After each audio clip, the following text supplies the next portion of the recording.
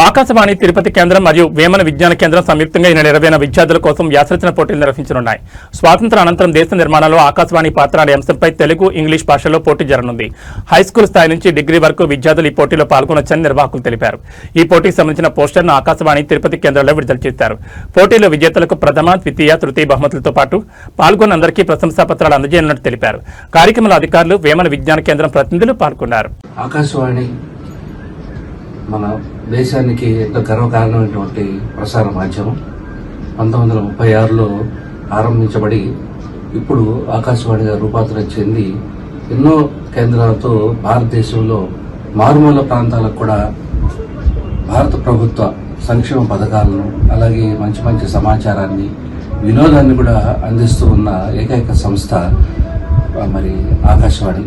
ఈ ఆకాశవాణి ఇప్పుడు 90 వసంతాలు జరుపుకుంది. ఈ సందర్భంగా ప్రత్యేకంగా ఎన్నో కార్యక్రమాలు నిర్వహిస్తూ ఉన్నాం.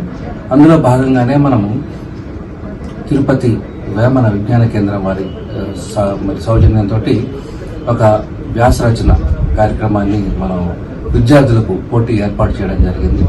ఈ కార్యక్రమంలో విద్యార్థులందరూ పెద్ద ఎత్తున పాల్గొని ఈ కార్యక్రమాన్ని జయప్రదం చేస్తారని ఆశిస్తూ ఆకాశవాణి 90 వసంతాలు పూర్తి చేసుకున్న శుభ సందర్భాన అందరికీ శుభాకాంక్షలు, అభినందనలు తెలియజేస్తున్నాం.